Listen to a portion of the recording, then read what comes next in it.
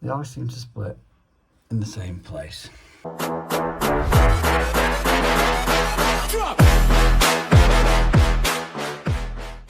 What is up, YouTube, and welcome back to another episode of Life of a Jobbing Plumber.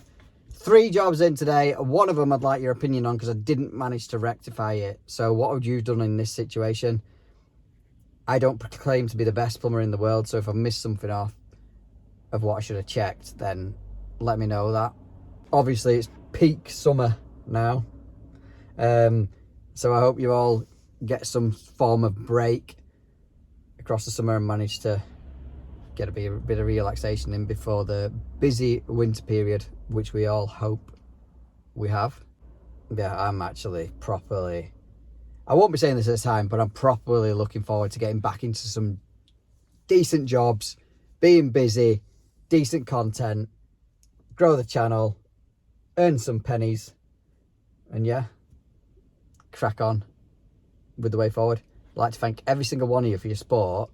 As always, it's much appreciated. Your likes, your comments, your shares, and just your subscription, which is obviously free. I need to point that out because a lot of people don't realise that subscribing to a channel is absolutely free for you. It doesn't actually give us anything in regards to earnings. It just means that, well, it looks good, the numbers, and you get, or if you turn your notifications on as well, you get notified of every time a video goes live, and there's more chance of you seeing that video. That's why we ask for subscribers, for your subscription. Like I say, it's absolutely free. That's enough rambling. Let's get straight into it.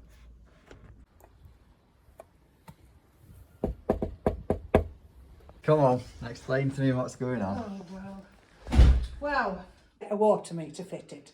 So I said, right. So I did. It was fitted in August. Right.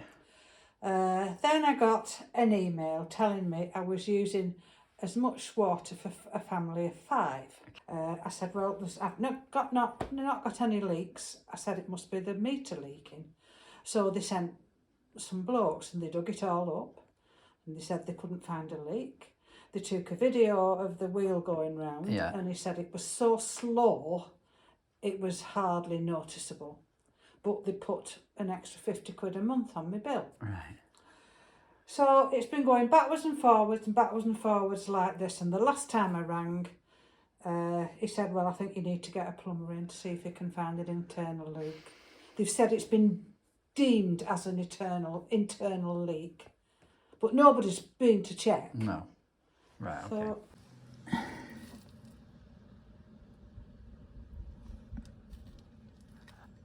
would it be bigger on my tablet? I'm just seeing if it is actually turning. 0 1 1 1 1 8. Right. Let's have a see. As I say, it's an old system, but So, yeah, there's no run marks on the toilet roll, so that's not seeping by. Check this upstairs one.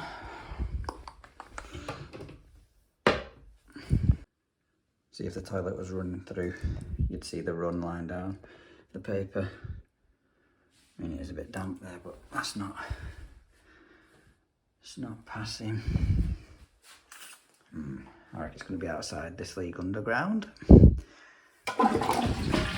Shouldn't have flushed that toilet then, because I wanted to see how much this meter had moved, whilst definitely nothing was being used, so I'll have to do that again. I mean, it's still only on 0 0 1 1 1 1 9.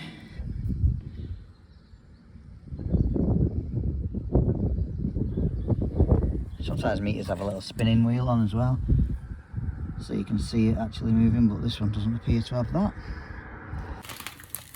Black alk theme coming into here. The thing I think of is it's going to be on this black alk theme to the kitchen, where there's a stop tap to this outside. So I'm guessing you got the gist of that one. Basically, it's an elderly customer. She's gone on a water meter and they're saying she's using enough water per month for a family of 5 when she's a single occupant. they've sent her a letter saying we've determined it's now an internal leak. I don't know how they've determined that, because she said no one's been out to check. I've said to her, you need to ask now how they know it's an internal leak. Has anyone been out with a listening stick? Because for me, I mean, I've been here half an hour, and other than me flushing the toilet before them, the meter hadn't moved at all. Granted, it depends on the size of the leak for whether it would move or not, but I've checked everywhere. The only thing it can be now is either on the cold water main feeding the property or on the water main feeding the outside toilet and tap. If she didn't want them two turning off, I could turn them off, isolate them from the system, and she could run it for a month without them being supplied, and see if that makes a difference. That would then determine if it's that what's leaking, or, well, if it is that what's leaking. But she wants the outside tap still operative for watering the plants and flowers. So anyway, that was a bit of a waste of time. Next. Right, so this one we've got is a leak in Worcester. Customer says it's been leaking along this left hand side, so I'm going to guess as the left flow manifold has failed. The water is off at the minute, called isolation valve, so we'll get the cover whipped off and get that turned on and just see what's going on.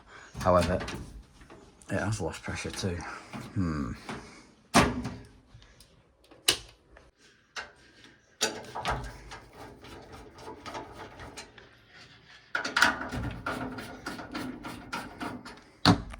Right, so stop tap's back on now. We'll turn this back on and just see what's going on. Ah, there you go.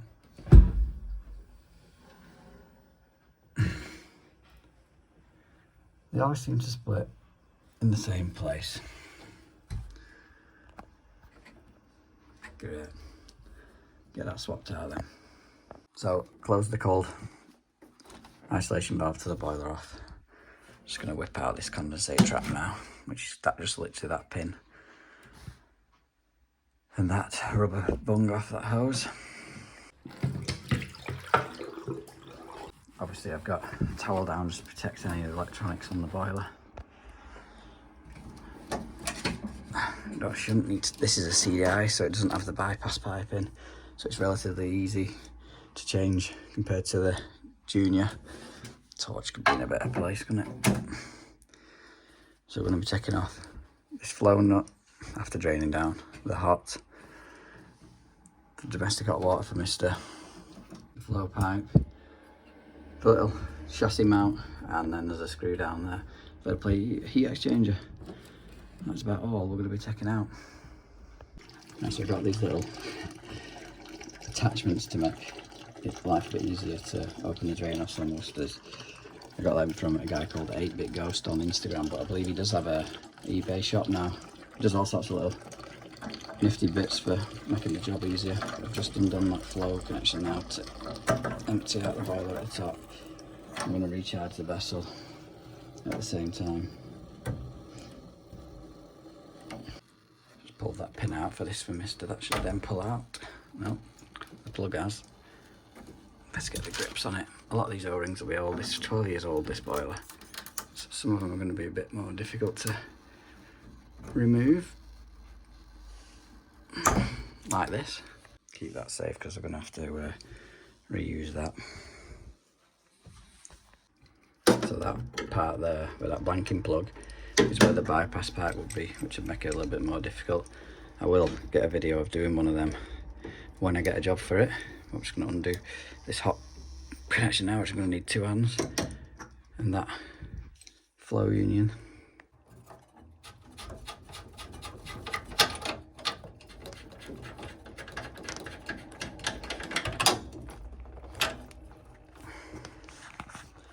Right, now I'll start disconnecting, well, the 2 Phillips screws up there, undo them off.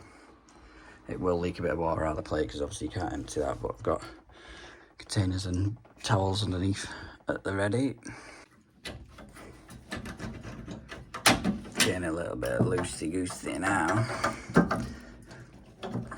Just the plate left to take off.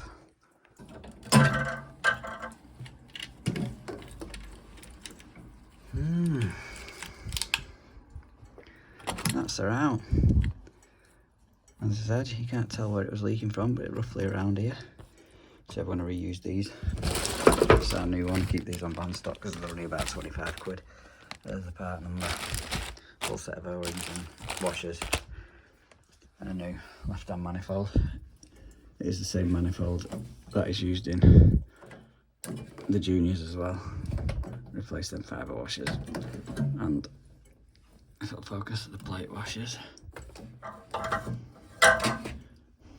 Give all that a good clean up so it reseats nicely. Yeah. Here's our bag full of tricks. New blanking plug. Just pull out these clips now and take out these two copper pipes that we're going to use. You have to do the hot first, obviously, because you can see that clip is right in the, well, the hot pipe is right in the way of that clip. So yeah, we're going to be changing the O-rings on these. Like I say, you get new ones just when you take one off. You should be able to find in the pack the one that's made for it. Keep your old ones separate as well, otherwise you'll never know which is which. Obviously we're going to be greasing up all the new O-rings before we put them back in. Everybody always asks where I get this mini grease gun from. If you just search on Amazon, mini grease gun, it'll come up, it's about 12 quid. Don't forget your little bypass bung and clip. New plate washers, probably the most important ones. I've put a bit of grease on the inside here, just a little tiny bit, just to hold the washers in position when you try and thread it back in so they don't fall out. And then I put a little bit more just around the outside, just to help it seal. This is normally the piece that I forget, but it's a little like rubber grommet for the chassis screw. That's the wrong way around, that way around. It's a pain to get in afterwards. And obviously that is for our top flow pipe. That should be good to go to get back in. So I've just hooked it on the chassis at the minute. Nothing's lined up at all, but you kind of need two hands to do this. It's more the plate that I'm worried about, most concerned about first. Just about started that plate screwing now. Now I can try and get everything roughly where it wants to be. Don't tighten anything up until you've got everything where it needs to be, if that makes sense. Getting a bit carried away with myself, but yeah, I've just replaced them fibre washers, so they should spin and lift up in position. This is why you don't tighten anything up, so you've got a little bit of movement and play to get to stuff. And I've replaced the O-ring on the thermistor, which that can then go back in and wants to clip on. Chassis screw.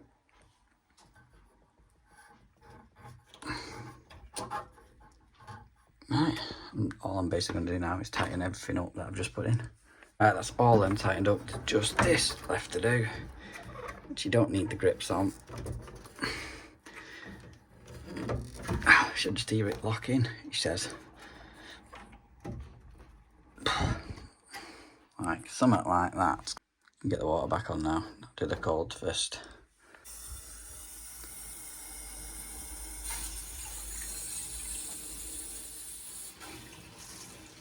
Uh-oh. That one's nipping up. Nope, it was tight, so I'm going to have to undo it off and see what's going on. Did put a new washer on it. Yes, in. You can even see it's a new one. And cleaned up the surface, so I'm not sure what's up with that. I don't know what was up with it. I just tightened it back up and it must have just reseated. Mustn't have been in that. Mustn't have been coming out of that on a square enough angle. Right, so let's plug off that back in. Make sure this normally decides to come out, but it's alright. Drain off's off. To be able to get some pressure in the heating now. Nothing's focusing. That's still being a pain. I'm going to change the washer on it, but I am just opened the filling loop now. Started to repressurise the heating, just check everything else is alright. Which with a bit of luck it will be, and it'll just be that little pain. to do. Right, little pane sorted. Swapped out the washer, I don't know what was up with it, and put a bit of paste on. Condensate traps back in. Obviously we're up to pressure. It's power on.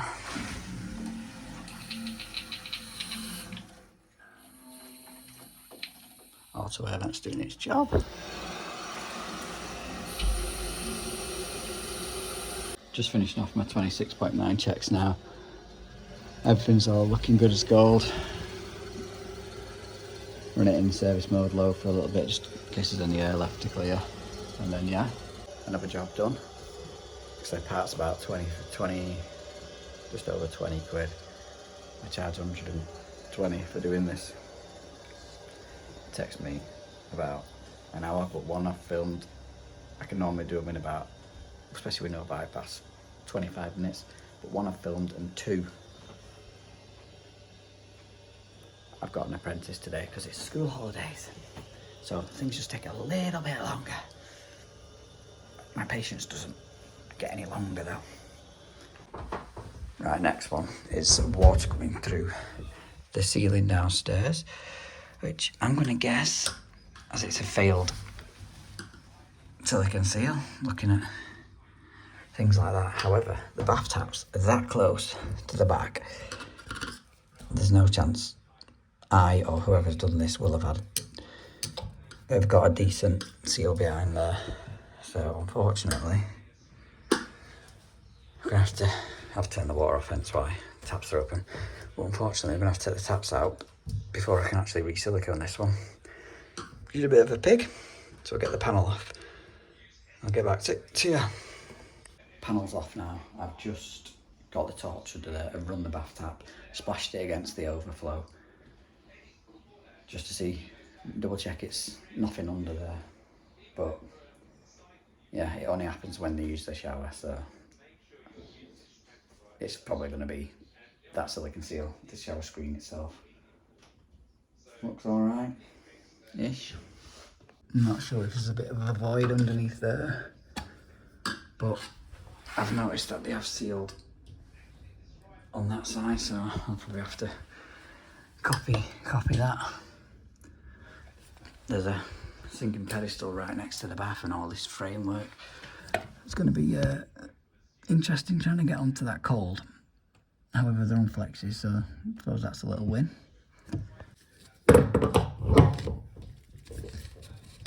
Bloody hell, that's tight. I hope it's on a fibre washer, not a rubber being that. Bloody tight. I'm going to have to replace these flexes. At least the rubber's on them, at the very least. I was hoping I've got some bath tap flexes. However, I have just noticed that on the overflow, sorry, the light's blinding, on the overflow of the bath, there's a split in it. Oh my god, no. The bloody drawers just come off the slider in the van because I was leaning on it. Yeah, the overflow split, I'll show you in a second. I've come down for the box spanner for the bath taps because I can't get my adjustable on it, even though I've got all these fancy tap tools. I still just like to struggle. One box spanner. It's not looking good with the bath tap flexes. Got one. Why? Who only has one? Why would there only be one? Loads of 1/2 inch flexes. Any 3/4? Bloody hell, man. Probably put that on the hot and replace the washer on the cold. Other way round. Put that on the cold, replace the washer on the hot. Yeah, I pulled this off to, well, it kind of fell off. But as you can see, it splits, so that's not going to be helping anything. But yeah, both them flexes are off now. I just need to undo the nuts.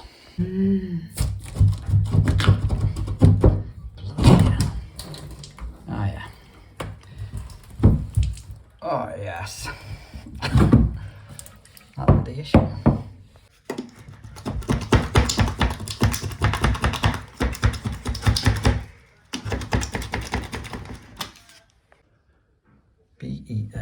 Beautiful. Right.